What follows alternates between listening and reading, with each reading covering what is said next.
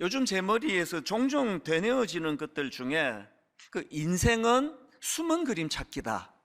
이게 참 맴도는 그런 시간들을 가지고 있고요. 또 그런가 하면은 인생은 오리무중이다. 그러니까 이런 생각도 요즘에 종종 제 머리에 스치고 지나갑니다.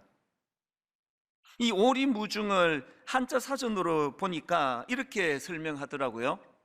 짙은 안개가 오리나 끼어 있는 속에 있다. 이게 오리무중인데요. 왜 제가 이 인생이 오리무중이라는 생각이 지금 마음속에서 되뇌어지는가 하면은 이 도대체 알 수 없는 일들이 너무 많이 일어나는 겁니다. 이 도무지 이해할 수 없는 일들이 너무 많이 일어나다가 보니까 정말 인생이 오리무중이다. 특별히 이거 예수 믿는 입장에서 보면은요, 하나님이 하시는 일이 진짜 모르겠습니다. 그래서 많은 분들이 이렇게 되뇌어질 거라고 생각합니다. 하나님은 도대체 일을 왜 이렇게 하시는가? 이런 의문으로 꽉 차 있는 게 이게 예수 믿는 사람들의 삶이라고 저는 생각하거든요. 오늘 본문도 마찬가지입니다. 오늘 본문에는 이제 사도 바울 일행이 2차 선교 여행을 이제 출발하는 그 과정을 지금 담고 있는데요. 아마도 이 본문에서 지금 그 사도 바울 일행이 두 가지 혼란에 빠지지 않았을까 그런 생각을 해봅니다. 첫 번째는요, 하나님은 왜 선한 의도와 계획을 막으시는가? 이런 혼란스러운 질문에 빠졌을 것입니다. 왜냐하니까 원래 바울 일행은 아시아 지역 선교를 지금 계획하고 있었는데 하나님이 그거를 막으십니다. 자, 본문 6절을 보십시오. 성령이 아시아에서 말씀을 전하지 못하게 하시거늘 그들이 부르기아와 갈라디아 땅으로 다녀가, 또 7절도 마찬가지입니다. 무시아 앞에 이르러 비두니아로 가고자 애쓰되 예수의 영이 허락하지 아니하시는지라. 지금 두 차례에 걸쳐서 그들의 계획을 막으시는데요, 이유도 없습니다. 설명도 없습니다. 가지 말라는 거예요. 그쪽 아니라는 겁니다. 아니, 지금 사도 바울 일행이 아시아로 가서 복음을 전해야 되겠다는 그런 선교 여행 계획을 세우는 과정에서 무슨 어떤 악한 의도가 있거나 잘못된 어떤 그 정욕에 쓰려고 잘못 구한 것 같으면 막으시는 게 이해가 되는데, 정황으로 봤을 때 그런 거 아닙니다. 그러니 당연히 혼란스러운 질문이 나오는 거 아니겠습니까? 하나님은 왜 이런 선한 의도를, 이런 선한 계획을 막으시는가? 그런가 하면은 바울 일행이 가질 수 있는 혼란스러운 질문이 하나 더 있다고 생각합니다. 두 번째 질문이 이거 같아요. 아니, 말씀에 순종했는데 왜 이런 가슴 아픈 고난이 찾아오는가? 이게 지금 어떤 상황인가 하면은요, 자, 그들의 상황을 보십시오. 본문 22절입니다. 무리가 일제히 일어나 고발하니 상관들이 옷을 찢어 벗기고 매로 치라 하여 많이 친 후에 옥에 가두고 간수에게 명하여 든든히 지키라 하니, 그가 이러한 명령을 받아 그들을 깊은 옥에 가두고 그 발을 착고에 든든히 채웠더니, 지금 끔찍한 상황이 벌어졌네요. 아니, 지금 아시아 쪽으로 가려고 했던 자기 계획을 다 내려놓고 하나님 뜻에 순종해가지고 지금 유럽 쪽으로 발길을 돌렸는데, 그리고 유럽 쪽으로 발길만 돌린 게 아니라 진심으로 거기서 복음을 전하고 귀신 들린 자를 고쳐주고 여러 가지 선한 일들을 많이 했는데, 결과가 막 엄청난 사람들의 열광적인 박수와 격려는 없다 치더라도요, 어떻게 이런 끔찍한 고난이 찾아올 수 있느냐는 겁니다. 사실 이런 있을 법한 두 가지 질문을 제가 상정을 해보니까요, 이게 하나도 낯설지 않아요. 저를 위시해서 대부분의 예수 믿는 분들이 마음속에 가지는 그런 의문스러운 질문들 아니겠습니까? 그래서 인생이 오리무중이라는 겁니다. 그런데 저는 이 본문 말씀을 묵상하면서 참 오늘 본문에 등장하는 이 바울 일행이 참 귀하다고 생각되는 게 뭐냐 하면은요, 이렇게 이해할 수 없는 일이 일어나가지고 억울하게 감옥에 들어가는 이런 일들이 지금 벌어졌는데도 불구하고 오히려 그것 때문에 좌절하지 않고 절망에 빠지지 않고 그 상황을 잘 헤쳐나가는 모습을 보이고 있더라는 겁니다. 이게 참 지혜로운 거 아닙니까? 기왕에 피할 수 없는 그런 고난인데 거기에 그냥 함몰돼서 분노하고 울분하지 않고 그것을 잘 헤쳐나갈 수 있다. 그래서 저는 이런 사도 바울의 모습과 그 일행들의 모습을 보면서 여기서 우리가 인생의 그 법칙, 이 배워야 할 게 좀 많이 있다, 그런 생각을 제가 하게 된 겁니다. 오늘 본문에서 여러분, 우리가 배우고 익혀야 될 몇 가지들이 발견이 되는데요, 이것들을 좀 나누어 보자는 겁니다. 오늘 본문에서는 우리 삶 속에서 배우고 익혀야 될 중요한 것들, 이것들을 몇 가지 발견하는데, 그 중에 첫 번째가 뭐냐? 긍정적인 수용의 태도입니다. 자, 6절을 한번 보십시오. 성령이 아시아에서 말씀을 전하지 못하게 하시거늘 그들이 부르기아와 갈라디아 땅으로 다녀가. 이 지금 굉장히 간단하게 묘사된 거 아닙니까? 이게요, 복잡하게 묘사되자면 한도 끝도 없습니다. 성령이 아시아에서 말씀을 전하지 못하게 하시거늘, 아니 왜 막으시느냐고, 이유를 설명해 보시라고, 이유를 설명하셔야 내가 순종하겠노라고, 이렇게 복잡한 거 하나도 없고요, 그냥 있는 그대로 다 수용하는 거 아닙니까? 그래서 제가 긍정적인 수용 이렇게 잡은 겁니다. 아무 토를 달지 않습니다. 그냥 수용하는 거예요. 제가 이런 바울 일행의 모습을 보면서 그 예전에 읽었던 데이비드 깁슨이 쓴 인생 전도서를 읽다, 거기에 나오는 한 대목이 불쑥 떠올랐습니다. 어떤 대목인지 한번 들어보십시오.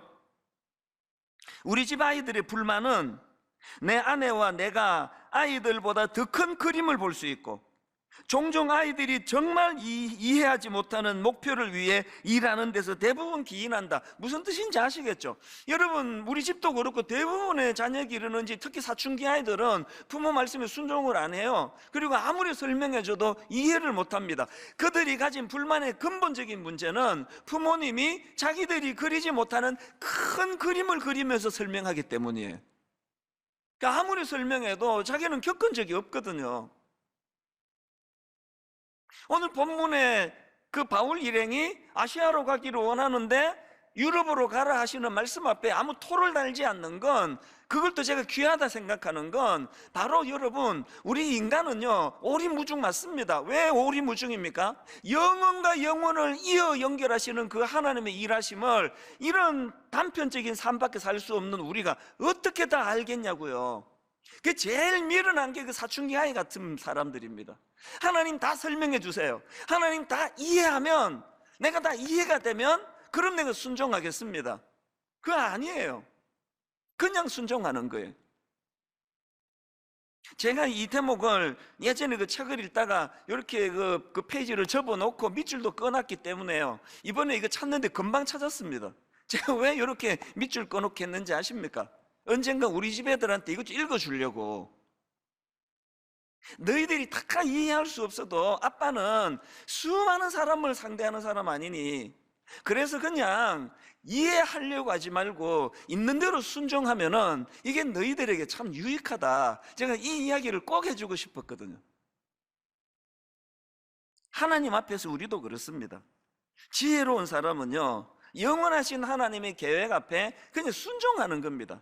제가 이 훈련해야 되겠다 생각했던 게 한 40대 후반, 50대 초반 정도로 기억이 되는데요, 그래서 토달지 않고 일어나는 모든 일들에 대해서 무조건 순종해보자, 순종하면 제가 이거를 수용해보자, 제 인생이 본격적으로 편해진 게 그때부터입니다. 한번 해보세요. 코로나19가 딱 터졌을 때요, 저 갈등 없었습니다. 아니 왜 이런 일이 일어나지? 왜 모든 스케줄이 지금 다 이게 지금 차질이 생기게 되지? 제가 이런 질문을 해본 적이 없습니다. 그냥 받아들이니까요, 갈등이 없습니다. 그래서 지난 한 해 내내 이 상황에서 어떻게 설교해야, 이 상황에서 어떻게 목회해야 우리 성도님들이 갈등 겪지 않도록 할 건가, 그거 하나만 골똘히 생각하니까 목회가 그렇게 어렵지 않았습니다. 어떤 분들은 인사로 아이고 요새 목사님 뭐 편하시겠네요, 천만의 말씀이에요. 훨씬 바빠졌습니다. 계속 교육자들하고 비상회의를 가지면서 이 상황에서 어떻게 하는 것이 우리 성도님들에게 가장 적절한 가이드 역할을 할 수 있는 건지를 불철주야 연구하고 노력해 왔기 때문에 혼란 없이 여기까지 온 거라고 저는 생각하거든요. 여러분이 사도 바울이 보여주는, 그 일행이 보여주는 긍정적인 수용의 태도가 이렇게 중요한 겁니다. 그런가 하면은 두 번째로 오늘 본문에서 우리가 배우고 익혀야 되는 게 하나 더 있는데요, 선택적인 감사입니다. 이게 무슨 의미인지를 제가 설명해 드릴게요. 자, 오늘 본문 24절입니다. 그가 이러한 명령을 받아 그들을 깊은 옥에 가두고 그 발을 착고에 든든히 채웠더니, 이런 일이 벌어졌습니다. 그랬더니 25절, 한밤중에 바울과 실라가 기도하고 하나님을 찬송하며. 왜 제가 이 제목을 선택적 감사라고 했느냐 하면은요, 그 밤에요, 바울과 실라가 선택할 요소가 많았습니다. 분노를 택할 수 있습니다. 하나님께 서운함을 택할 수 있습니다.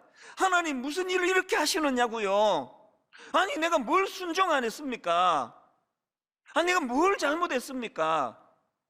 칭찬까지는 바라지 않는데 아니 어떻게 감옥입니까? 얼마든지 그렇게 할 수 있는 상황이에요.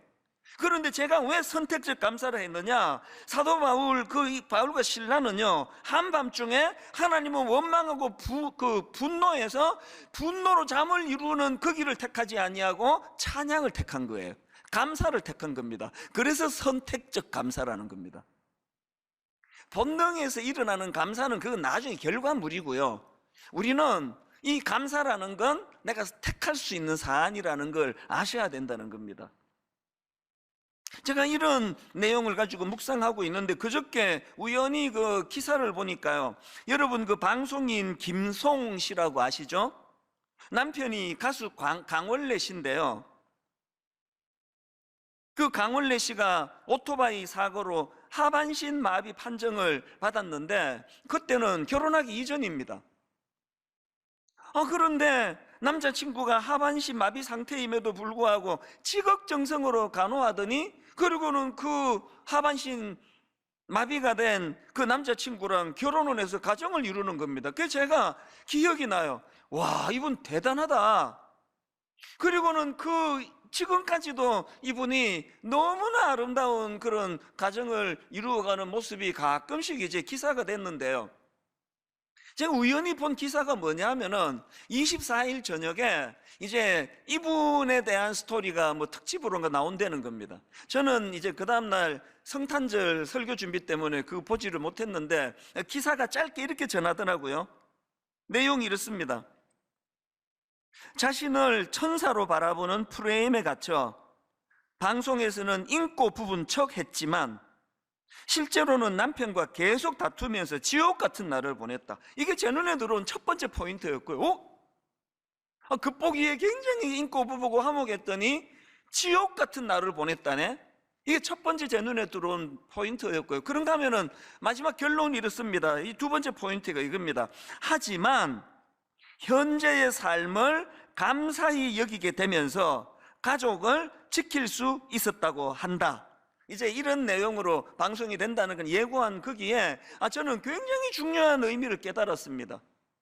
그러고 보니까요, 오늘 본문도 마찬가지예요. 24절에서 그들이 지금 감옥에 갇혀 발에 착고에 든든히 채웠더니 하는 이 24절하고요, 그 상황의 한밤중에 바울과 실라가 기도하고 하나님을 찬송하며라는 25절, 저는 이런 생각을 해요. 이 24절과 25절 사이에는요, 엄청나게 많은 내용이 생략이 돼 있다는 거예요. 아무 생각 없이 감옥에 갔는데도 할렐루야 그러면 그 맛이 간 사람입니다. 사도 바울 그런 사람 아니에요.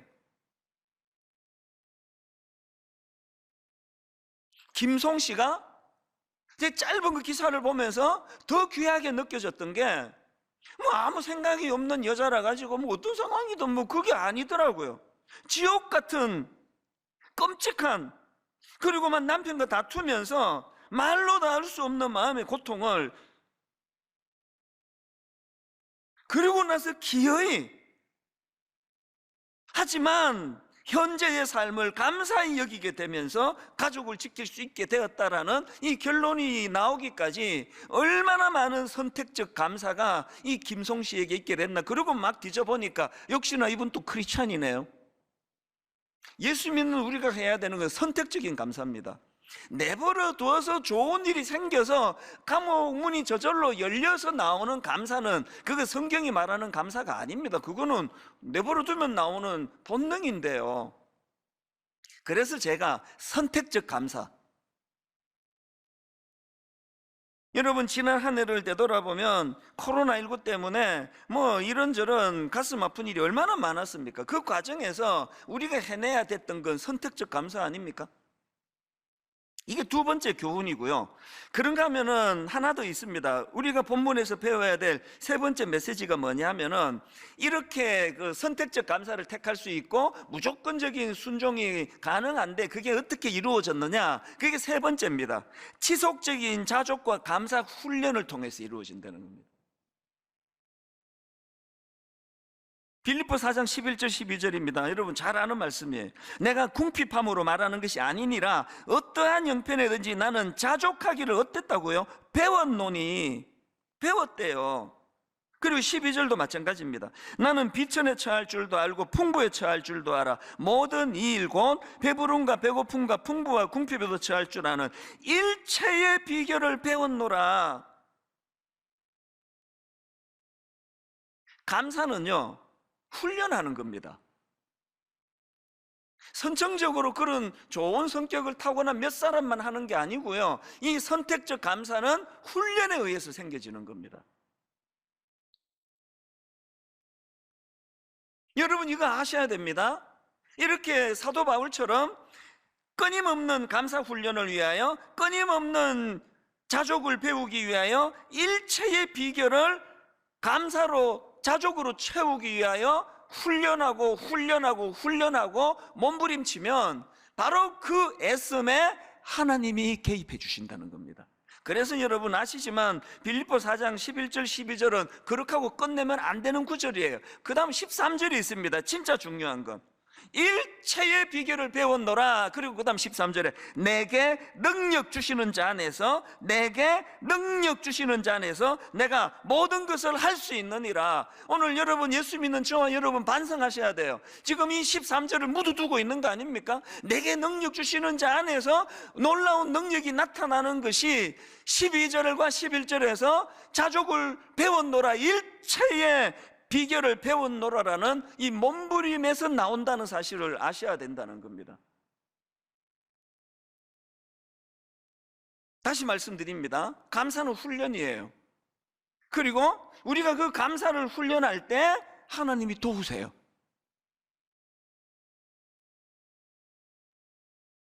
그렇기 때문에 이 사도 바울이 보여준 지속적인 자족 훈련, 이거는요 다름 아닌 시선을 바꾸는 훈련입니다.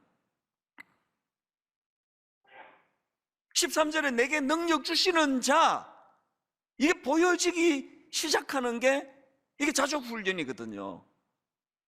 그러니까 이 훈련이 안 된 사람은 사도 바울처럼 차가운 감옥만 보여요. 착고로 묶여있는 초라한 자기만 보여요. 두들겨 맞아가지고 그냥 욱신욱신 멍든 얼굴만 보여요. 그런데 이 자족훈련이 이루어진 바울 같은 사람은 그런 현실과 상황이 보이는 게 아니라 그런 현실과 상황 너머에 계시는 내게 능력 주시는 자, 그분이 보여지기 시작하는 거, 이게 자족훈련입니다.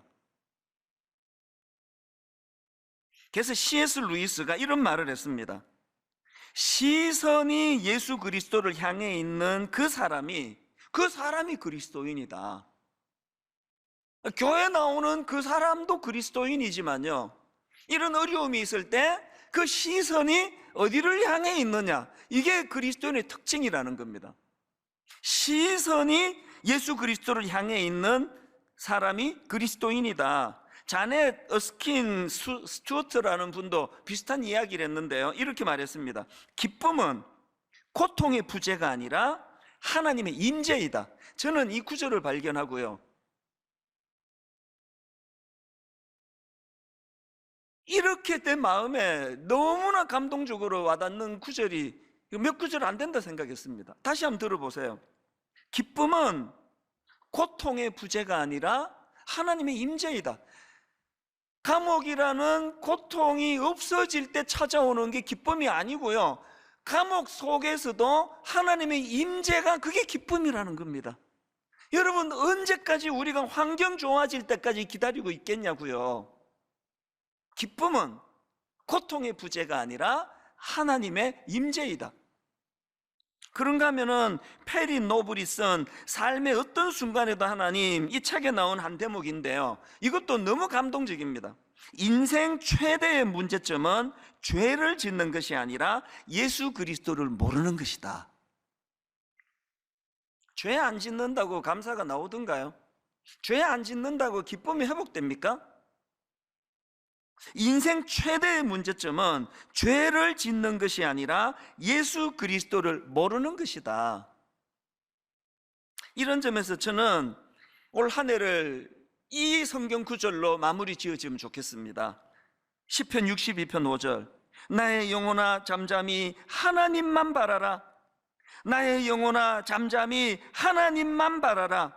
물은 나의 소망이 그로부터 나오는도다. 여러분, 이 말씀으로 올 한 해가 마무리될 수만 있다면 코로나19 때문에 어긋나버렸던 수많은 계획들, 코로나19 때문에 혼란스러웠던 그 모든 것들이 재료가 되어서 내 마음에 기쁨과 감사를 주게 되는 능력이 나타나는 줄로 믿으시기를 바랍니다.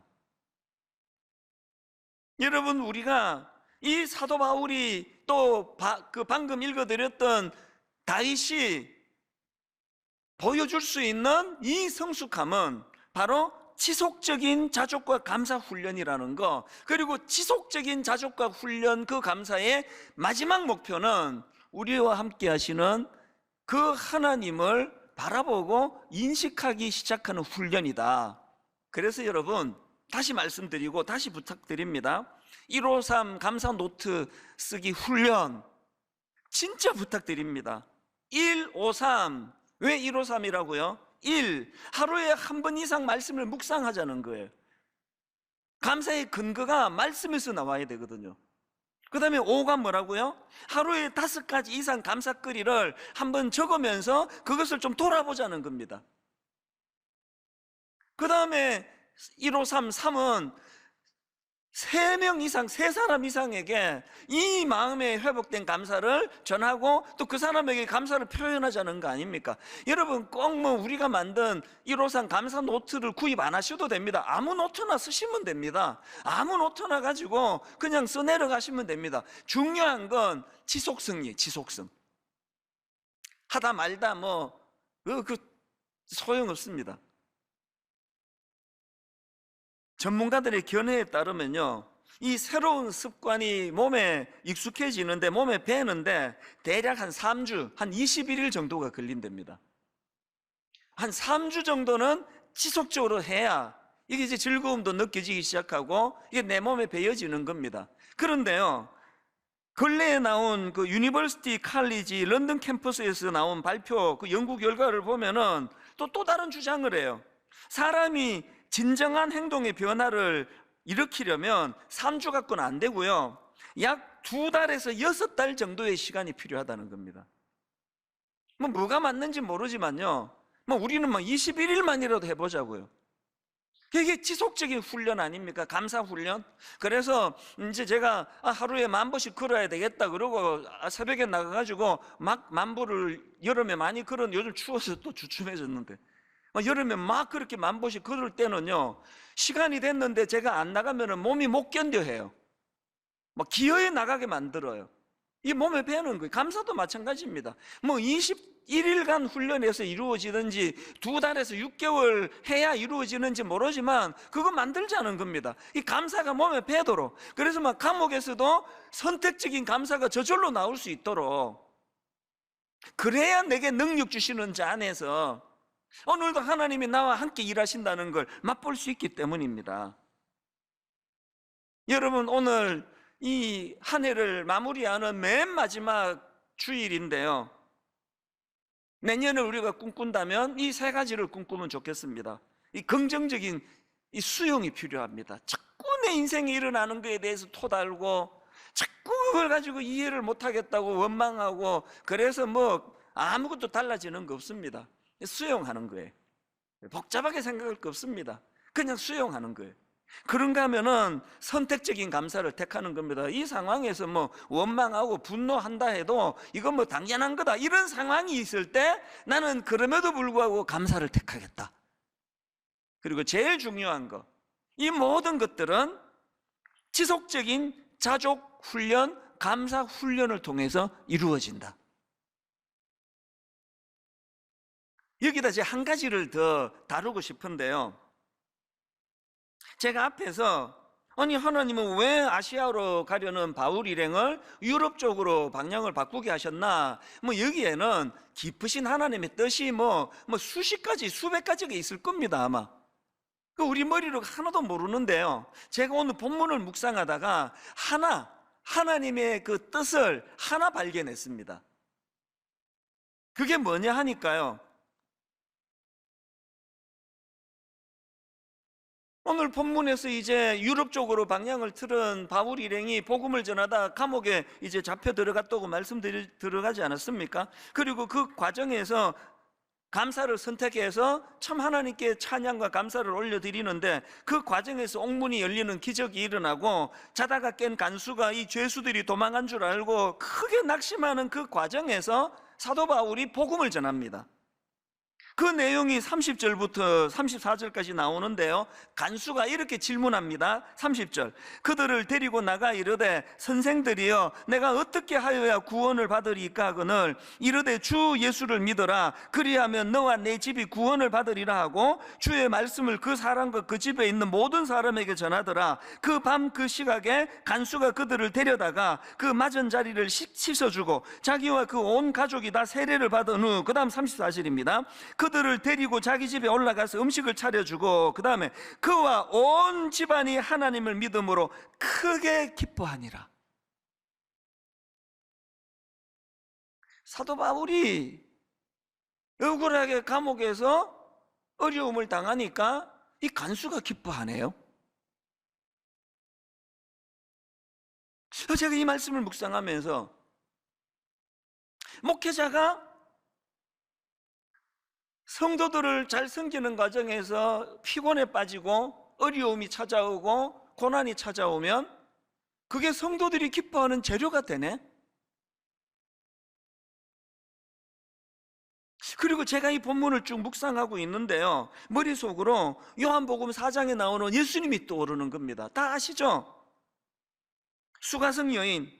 여러분, 지금 예수님은요 그 초라한 우물가 여인 한 사람을 만나 주시려고 그 뜨거운 한낮의 중동 사막을 땀을 뻘뻘 흘리면서 걷고 계시는 그 주님이 떠오르시는 거예요. 그래서 제가 답을 찾은 겁니다. 왜 하나님은 아시아로 가려는 바울 일행을 방향을 바꾸어서 유럽 쪽으로 돌리셨나? 수많은 이유 중에 하나를 제가 발견한 겁니다. 왜 사도 바울이 감옥에 갇혀야 하느냐고요? 간수가 예수님을 영접하고 온 가족이 구원받는 그 일이 필요했기 때문입니다. 제 마음에 감동이 밀려온 대목이 이겁니다. 한 사람의 생명을 살리시는 일에 온 마음을 담고 계시는 하나님. 그런가 하면 사도 바울 일행의 선택적인 감사가 생명을 살려내는 열매를 가져왔다는 것. 여러분, 한 영혼에 대한 관심 모르긴 해도요, 그 놀라운 예수 그리스도를 영접하고 온 가족이 기쁨으로 그렇게 감격하는 그 모습을 보면서 바울과 실라의 모든 수고의 피곤이 다 풀렸을 거라 생각해요. 모든 의문이 다 풀렸을 거라 생각. 저 확신합니다. 이 일 때문에 우리를 이리로 인도하셨구나. 한 영혼에 대한 관심. 제가 이런 말씀을 지난주 중에 묵상을 하고 있는데 우리 찬양 인도하는 목사님한테 메일이 온 겁니다. 제가 지난주에 이번 성탄절 헌금은 이제 미자립 교회를 위해서 쓰게 되고, 그리고 또 경제적으로 어려운 우리 어린아이들이나 미혼모나 약자들을 위해서 쓰겠다고 그런 이제 설교를 하지 않았습니까? 그런 설교가 한창 진행되고 있는 그 산부 예배 때 이런 일이 일어난 겁니다. 그 목사님이 보내준 편지를 한번 읽어드리겠습니다. 목사님, 지난 주일 산부 예배 때 간사님으로부터 급히 교문 앞으로 나와달라는 연락을 받았습니다. 바로 나설 수 없는 상황이라 설교를 시작할 때가 되어서야 교문 앞으로 나가게 되었습니다. 교문 앞에는 우리 교회에 등록하지 않으신 성도님이셨는데 담임 목사님 말씀을 듣고 성탄 헌금을 하기 위해서 오셨다는 말씀을 하셨습니다. 종이 쇼핑백을 저에게 건네시면서 교회에 헌금을 전달하길 원하셔서 기다리셨다는 말씀을 하시고는 돌아가셨습니다. 여러분, 그 장면이 이 편지를 읽는데 너무 감동이 되는 겁니다. 이분이 지금 왜 산부 예배 그 문도 지금 닫혀 있는 이 추운 겨울에 그 문 앞에 서 계셨습니까? 그리고 왜 그 쇼핑백에다가 그 큰 헌금을 담아가지고 왜 오셨습니까? 그 다음날 송금해도 되는 거 아닙니까? 그 다음날 전해줘도 되는 거 아닙니까? 그리고 지금 코로나19 때문에 대부분의 교역자들과 직원들이 다 지금 댁에서, 가정에서 예배를 드리기 때문에 지금 여기 본당에 한 7, 8명 앉아 있거든요, 교역자가. 이 찬양 인도해야 되니까 지금 교문 앞으로 나가라 그랬는데 그분 입장에서 한 20분 이상을 기다려야 되는 거 아니냐고요. 아니, 이렇게 기다려도 안 나오느냐고. 그 추위에 떨면서 이분이 전해주고자 하셨던 그 종이 쇼핑백 안에 들어있던 그 큰 헌금을 왜 1부 예배나 2부 예배 때 그 설교를 들으셨다면 바로 달려나와 이것을 전해주지 않으면 안 됐나? 그게 바로 이분이 가진 그 한 사람에 대한, 약자 한 사람에 대한 사랑의 표현이었다고 저는 생각하거든요. 그걸 감동이 되는 겁니다. 지난주에 성탄헌금을 이런 용도로 쓰겠다고 설교한 이후로요, 성탄절이 되기도 전에 24일까지 미국의 어떤 교포부는 내가 받은 유산 중에 일부입니다. 그러면서 큰 헌금을 하시고 전국에서 십시일반으로 헌금이 모아지는 이것들을 보면서 오늘까지 이제 결산이 나고 나면은 제가 이걸 잘 정리해서 다시 보고를 드릴 예정입니다.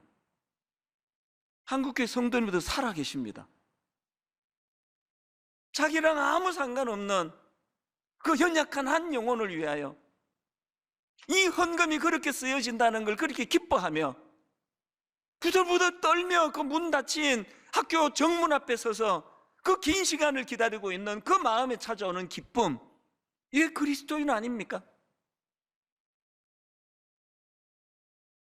나는 아시아로 가고 싶었는데 유럽으로 돌리시는 그 하나님 앞에 불편할 수도 있고, 나는 이 놀라운 복음을 전하고 수많은 일을 했는데 사람들의 칭찬은 고사하고 오해받아가지고 두들겨 맞고 감옥에 들어가는 아픔을 내가 겪을 수밖에 없다 할지라도 그 대가를 지불했기 때문에 감옥의 간수가 그 가족이 새 생명을 얻을 수만 있다면 그걸 기뻐할 수 있는 게 그게 그리스도인 아닙니까? 저는 1만 성도 파송 운동을 통해 진짜 꾸고 있는 꿈이 하나 있습니다. 30개 교회가 고루고루 부흥하고 잘 되는 거, 그거는요 진짜 꿈이 아닙니다. 그거는 과정에 불과해요. 제가 꾸는 진짜 꿈이 뭔지 아십니까? 이제 우리 교회가 30개 교회로 나뉘어져 가는 그곳마다 그 교회로 말미암아 연약한 그 지역의 교회들이 살아나는 꿈, 용기를 잃어버린 수많은 미자립 교회들이 우리도 한번 다시 시작해보자. 그래가지고 그냥 우리 교회 중에 30교회 중에 하나가 그 지역에 들어가면 큰 교회 와가지고 또 우리 다 힘들다고 막 못 오게 막고 방해하고 이런 가슴 아픈 결과가 일어나는 것이 아니고 이 30교회 교회로 말미암아 그 지역이 함께 살아나는 꿈을 같이 꾸게 되는 것. 그래서 저는요 이제 이 30개 교회 그 예비 담임 목사님이 다 결정이 됐거든요. 왜 아직 안 밝히는지 아십니까? 이제 우리 성도님들 내면에 이제 이 꿈을 같이 꾸게 될 때쯤 이것을 나누기 원하는 겁니다. 안 그러면은 어느 교회 목사님이 설교 제일 잘하지? 어느 교회가 날 제일 편하게 해주지? 이런 상태로 발표하면 시험밖에 들지 않습니다. 그래서 저는 지금 이 30개 교회 목사님들하고 줌으로 대화하고 회의하고 하면서 늘 두 가지를 계속 강조합니다. 반복에 또 반복하는 두 가지가 있는데, 여러분이 30개 교회 안에 선정이 됐다고 이제 나는 이제 뭐 그냥 목회 의장 편하게 잘하겠다, 이 큰일 날 생각입니다. 이제 이 30개 교회 목사 모두가 다 죽는 길을 택해야 됩니다. 우리 죽어야 됩니다. 우리가 죽어야 그분이 살려주십니다. 우리가 죽어 썩어지는 미랄이 될 때 거기에 새로운 열매가 나타납니다. 우리 죽어야 됩니다. 우리가요, 총노는 도사들인데, 전문가들인데 강론이 약해요.